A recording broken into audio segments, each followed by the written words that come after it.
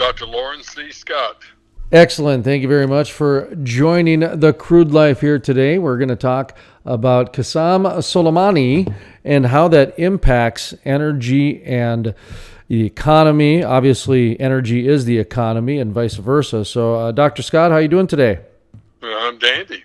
It's nice and pretty down here in South Louisiana. Yeah, I wish we could say the same up here in the Bakken in North Dakota, where it's supposed to be minus 17 degrees tomorrow. Woo.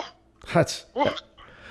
It was a little side story. One day I knew I was living in the wrong part of the country when I got a call. We had like 40 days consecutive where it was minus 0 degrees air temperature. And I got a phone call from a buddy who said, "Hey, it's so nice out. Let's go ice fishing." And I thought, if it's so nice out to go stand on a frozen lake, that really messes with your mind. Let's just put it that way. No, it is. You guys know how to dress. We don't know how to dress for that down here. It's a mystery.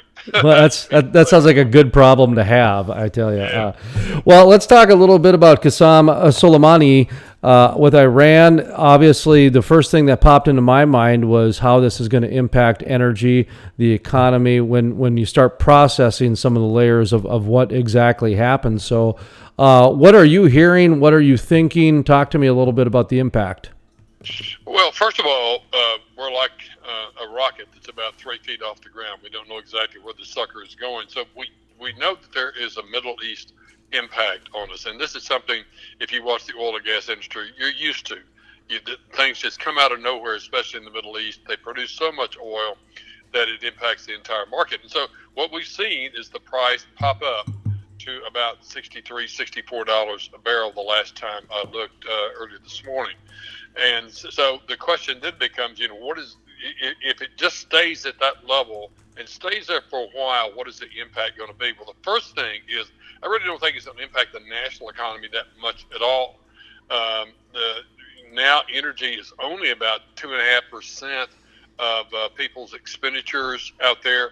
And we wasn't that long ago, the price of oil was 110, and the economy still was moving along. It wasn't going into recession. So this level of increase in the oil price is not going to be enough, number one, to, I think, send the economy into recession. And number two, I just don't think it's going to be a problem in terms of reducing the demand for oil very much. So I think we're going to be okay on that front, since we're both speaking from oil-oriented states. I think that from your standpoint, people up in the Bakken play, the most important thing is this makes more of the shale opportunities up there viable. The industry in the shale area is relied a lot on leverage. They've borrowed a lot of money, and the lenders are getting a little feisty right now. And they had not been liking those lower oil prices. And so getting oil prices up to 63, 64 starts, I think, easing the clamor that they're going to get from their lenders and making them say, well, okay, maybe we can go ahead and do this. As a matter of fact, maybe even we can develop some other fields. The other thing I think that's going to help you guys is that now the oil to natural gas price ratio is exceeding 30. You divide the price of gas and the price of oil, it's over 30 now, which is one of the highest levels in recent times. And so part of that is caused by this increase in the price of oil. But part of it's also caused by the decrease in the price of natural gas. I mean, we've had a very warm winter overall in the United States, which has reduced the demand for gas. But in addition to that, you guys, especially in the shale plays, the weird thing that I'm not sure how much everybody knows is that when you start going, you develop a well in a shale area. You drill a well, it produces a whole lot in the first year, and then it starts dropping off pretty dramatically in terms of oil production. But what happens is the associated gas starts going up. You start getting more gas, and y'all have a lot of wells up there that are in the later stages that are starting to produce a heck of a lot of gas. And this is happening not only there, but obviously in Colorado and in Texas and in other places that have shale plays. So we just got an ocean of natural gas on our hands. So what has happened is now with this latest bump, that gas to oil price ratio has gone to 30, and that has a tendency to, number one, cause people who may have been drilling in dry plays like the Haynesville Shale, the kind of southern part of the Eagle Ford, some of the southern parts of the Marcellus, where they were just drilling for natural gas, to throw up their hands and say, let's take our drilling budget and let's go to the wet plays like the ones we see in the Bakken. This doesn't make any sense to be continuing to drill here. So I think it's going to really start to dry up those dry shale plays that we're aware of. And so that ought to be good for Bakken too. It'll get some, I think, drilling resources directed more towards the Bakken instead of some of these other dry places. The real issue here is, how long is this sucker going to last? How long is this Middle East bump going to last? And there's going to be a lot of rhetoric in the neighborhood of the assassination of this guy. A lot of rhetoric on both sides, and we're just going to have to see how long it plays out. Right now, it's good. It's good for the oil markets in the oil states in the United States. We'll just have to see, and it's not a big enough increase to really hurt all the other states. So we're kind of in a good spot right now from that standpoint. I was going to ask you about the Permian, but you kind of alluded to the fact that Permian, that's more of a dry shale play as opposed to the wet shale plays up in the Bakken, correct? The Permian? No, not really. I mean, no. The Permian is very much a wet play. And now the Eagle Ford has combinations. It has an area that's just very dry, and then it has an area that's for the north that's more wet. But the Permian is very wet play. That's where you're getting all this huge increase in oil production in the United States. A lot of that is coming from the Permian Basin area. Their big problem until recently has been, how the heck do you get it out of the Permian? Not only the oil, but also the natural gas. How do you get it down to the coast, the Gulf Coast, where the refineries and the chemical plants that use that natural gas are, and the LNG export terminals are? So that's this ought to be good for the Permian, because the Permian is in the same situation as the Bakken in many ways. They have leveraged a lot of their operations, and their lenders are getting antsy and getting upset. And so this higher oil price is going to take a little bit of that lending pressure off. They would love to get it up around 68 or something, or 70.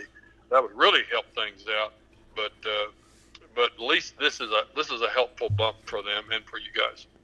Harold Hamm predicts 19% jump in U.S. oil prices within 6 months, regardless what happens in the Mideast. I wanted to ask you about Harold Hamm stepping down from Continental Resources. I'm not familiar with how well you know him or are familiar with his work. He's obviously a very integral part of the Bakken.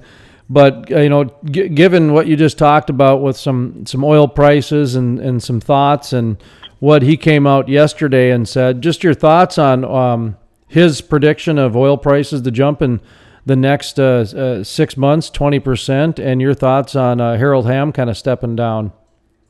Well, I don't know anything about his stepping down. I'm not familiar with that at all. However, I mean, this is a guy whose money is being put on the line. So I would listen carefully to what he has to say, as opposed to a retired college professor who watches the energy market from afar and doesn't have his own money in it, so to speak. So I would listen carefully to him when he says the price is going to go up to 19. Having said that, I find it a curious forecast because the United States is just pumping so much oil, producing so much oil. If you recall, we went back to, 2005, we were producing like 5 million barrels per day. Now we're producing nearly 13. I mean, good grief. I mean, that is a huge amount of dead-gum oil on the market. And the only way the oil price has been propped up as much as it is because the OPEC members and Russia have agreed to take 1.7 million barrels of oil off the market. That's the only thing that's propped it up and kept it in the high 50s. So, I don't know what would cause the 19% increase to happen unless again, these lenders that we've talked about finally just throw up their hands and say, we're not lending you people any more money. We're just not getting the return that we'd hoped for. And in the shale plays, you start drilling, the rig count drops off. Now, the problem with the rig count dropping off in the shale play is something I mentioned earlier, and that is the steep decline curve that occurs after the first year. And the only way you can keep your total oil production growing is to continually be drilling wells to help to produce the output to offset that decline curve. Does that make sense? And so if they quit lending money and the rig count goes down, that's the only thing I can see out there that might cause oil production in the United States to drop enough to cause a 19% increase. A 19% increase, that's salty, man. That is a lot. I'm surprised to hear that forecast, actually. Dr. Loren Scott, energy expert and economist. Wrapping up here, I had one final question for you. I'd like to get a Lake Charles update, Louisiana, if you will. I know you're pretty heavy into not only forecasting, but, helping people in that area understand the state's economic forecast. But just kind of an update from Lake Charles and Louisiana, if you wouldn't mind. Well, of course, Lake Charles, the thing that we think about when we think about Lake Charles is the LNG export terminals. I mean, they have two there now that are well underway and actually producing liquefied natural gas for export to the world market. And also, they are adding more trains. For your listeners who are not familiar with this, what you do is you take natural gas out of the pipeline in gas form, like you have in your home, for heating, and you run that natural gas through a series of machines, and the machines brings that natural gas down to 1/600. It liquefies it, brings it down to 1/600 of its volume. You put it on a big tanker. You take it overseas. They regasify it, use it to generate electricity or heat homes or whatever. And so that series of machines is known as a train. And Cheniere and Sempra, which is known as the Cameron LNG, are both not only producing now, but they're adding additional trains, so they can produce even more. Now, there are in the wings one more firm that has pulled the trigger and has made what we call a final investment decision and said, we're going to build another LNG export facility. This is Venture Global. It said they're going to build one called the Calcasieu Pass, I believe it's called. There are at least 2 or 3 others, including something called Magnolia LNG, Driftwood LNG, Lake Charles LNG, who are very close to pulling the trigger on starting building their facilities, which are multi-billion. These are huge mothers. Now, an interesting little side note, given our conversation today, is that the increase in oil prices and the decrease in natural gas prices puts these firms that are thinking about building in an even better situation, because number one, their main input, natural gas, that price is falling. Number two, most of the natural gas that is bought, for example, in Europe, is imported by pipeline from Russia, and they price it off the price of natural gas. They take about 15%, they price it off the price of oil. So they'll take about 15% of the price of oil, and that's what they'll charge per million BTU. Well, if the price of oil goes up, then that means that the price of importing that stuff from Russia is going to go up, which means they would much rather get it by LNG tanker from us, where we're using real low price natural gas. That makes sense? So this 30 times number that I mentioned to you before is making some of these LNG projects now more viable and more interesting to investors. So that's another side effect of this Middle East bump. I might mention one last thing, since you mentioned Louisiana, and this Middle East bump is also very good for the Gulf of Mexico. The Gulf of Mexico rig count went from about 60 plus 65, let's say, rig count, down to 20 as a result of the price decline that took place in 2014. and it's just now starting to creep up a little bit. And this bump in oil prices, if it can be sustained for a significant period of time, is going to make a number of potential well projects in the Gulf of Mexico become viable, and make folks like Chevron and Shale, ExxonMobil, who are very big players in the Gulf of Mexico, pull the trigger on some of those, and I think help start reviving. Matter of fact, we're forecasting the rig count will go up at least to 35 over the next 2 years. Any final thoughts as we wrap up? No, except it'd be easy for us to have a phone call almost every month because there's always something weird going on in this industry. There's always something happening. You got to be somebody who dances on your feet be able to dance on your feet very easily to operate this industry, because you never know what's going to happen the next day.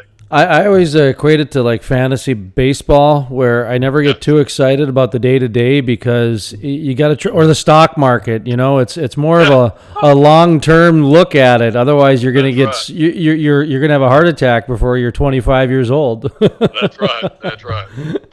All right. Well, thank you, sir. Okay, Jason, take care up there. Okay, stay warm.